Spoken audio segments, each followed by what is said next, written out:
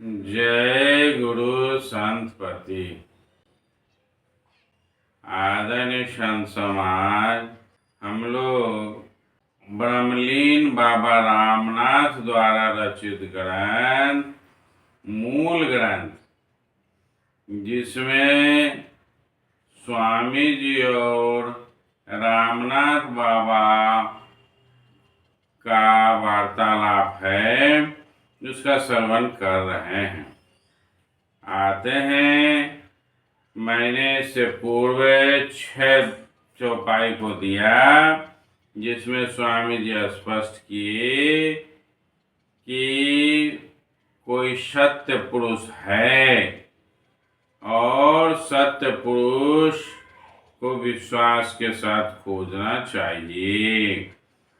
फिर कहते हैं कि गुरु अन्यास अचल और अविनाशी हैं। गुरु अन्यास से शब्द की उत्पत्ति, शब्द से निरंकार की, निरंकार से निरंजन की, निरंजन से ज्योति की उत्पत्ति और फिर ज्योति से त्रिदेवा की उत्पत्ति हुई और फिर त्रिदेवा से सकल संसार की उत्पत्ति हुई।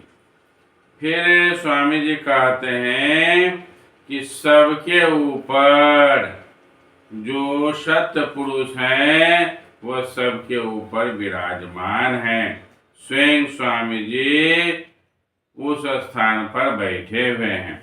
आते हैं 7वें दोहे में, सोई संत आप अविनाशी,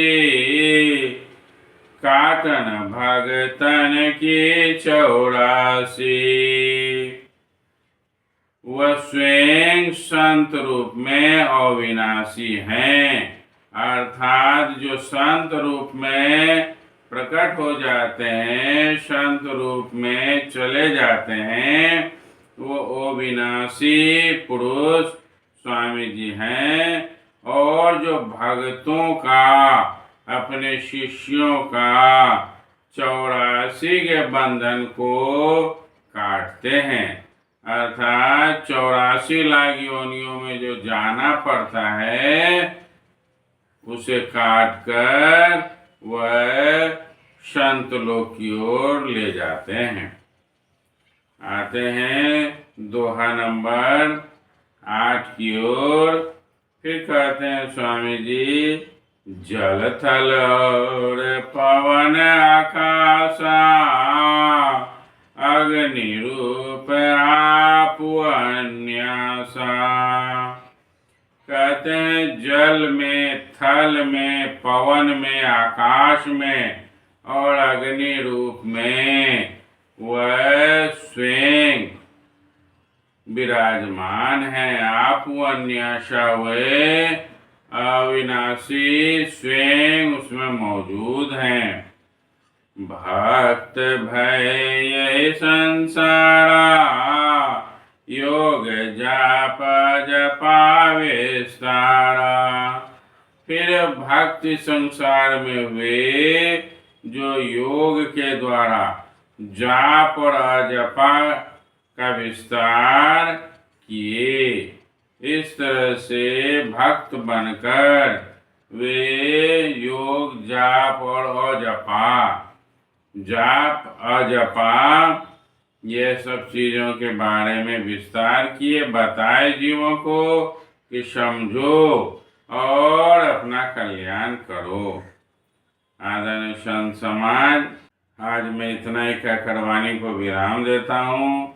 पुनः इसके आगे स्वामी जी की चर्चा को आप लोगों के बीच लेकर आऊँगा।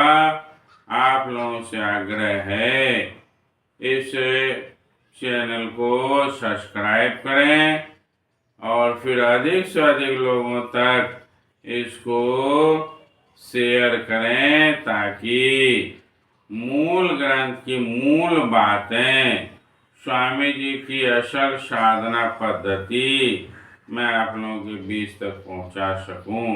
फिर क्रमशः मैं आगे देता रहूँगा कि स्वामी जी क्या साधना करके संसार सागर से गए और जीवों को के लिए देकर गए। जय गुरु संत